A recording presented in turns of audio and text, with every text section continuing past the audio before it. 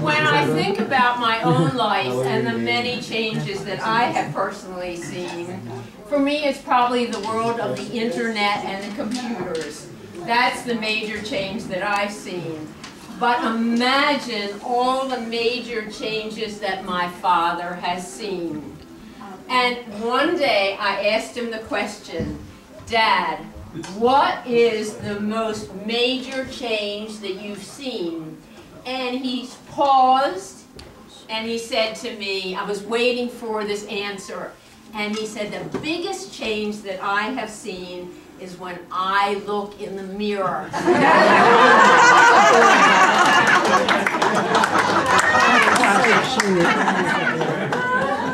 I thought that was funny too. And in this wonderful crowd, we certainly have wide range of ages, from my granddaughter Jenna Bailey, who is 18 months old, to my father, who's 100, and then there's all of the rest of us in between. And then during the month of January, we have wonderful birthdays. From my Aunt Bessie, who celebrated her 101st birthday yesterday. My father's birthday, who is actually today, on January the 18th. And when was he born? What time was he born? Dad doesn't. Do you know what time of the day you were born? No, I don't. You just don't remember it because And then we've got my good friend Harriet, whose mother on Monday would have been 99. Am I right? She would have been 99. Harriet's mother would have been 99 on Monday. So all three birthdays were one after the other. That's right. And then we have my good friend Joanna, whose mother on January the 24th. How old would your mother have been? 92. 92. And then we have Bruce, who will be January the 31st. Where are you, Bruce? Right behind me. You'll be 28. Right?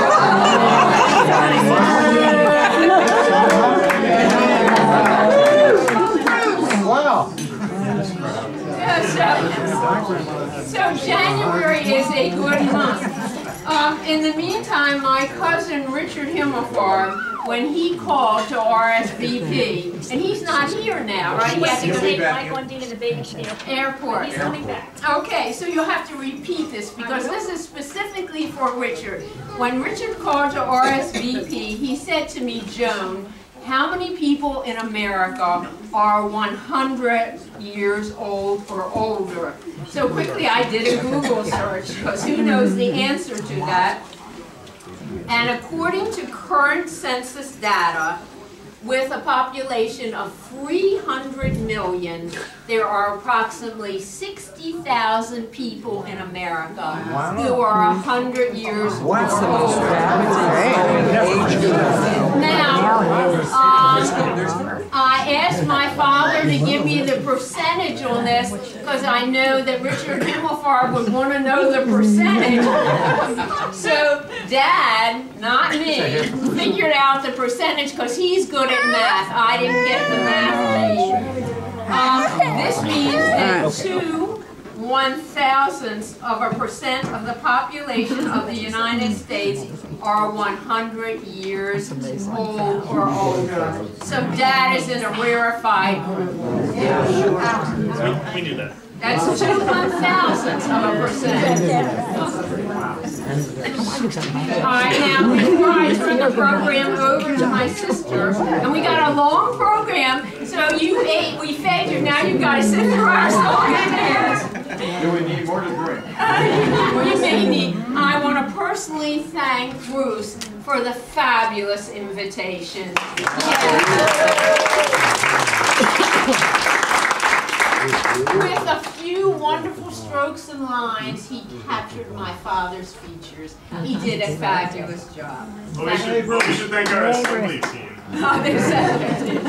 Okay, Sue, you're on next. Well, thank you. And I want to thank all of you for coming here tonight and just showing such an outpouring of love for my father. And some of you have traveled so far to be here that I can't believe it. First of all, Marcia and Sal from Beverly Hills, California.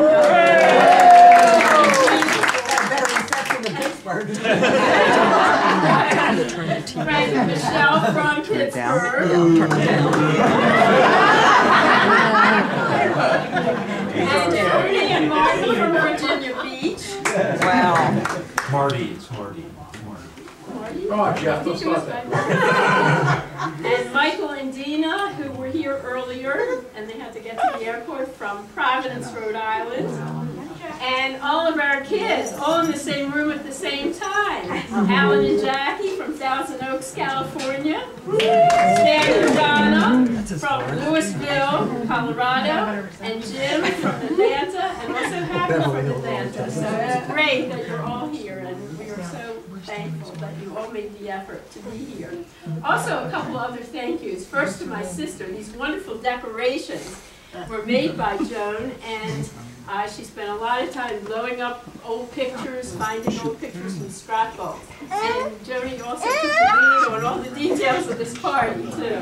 Yay! And next to Howard and Irv for staying with us. Also, women we had to put up with. And then all who helped with food, Annette, Sweetie, Diane, and Janet. Thank you so much. And the balloons, Alan and Gail. And we also want to thank our Aunt Jenny because every night she calls my father. She's my dad's baby sister. Just sit here with us.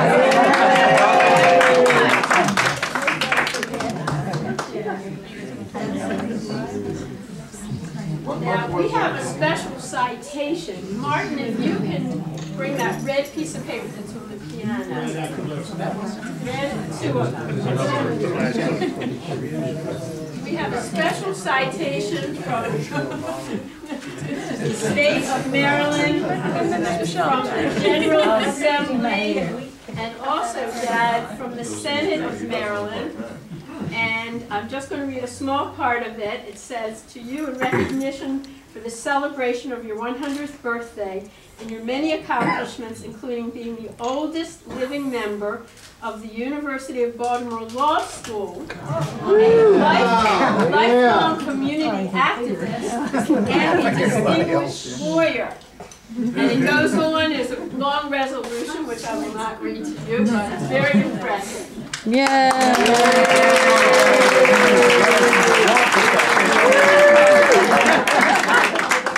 Now, your family is going to honor you by talking about some special memories. We all have special memories that we're going to share with you.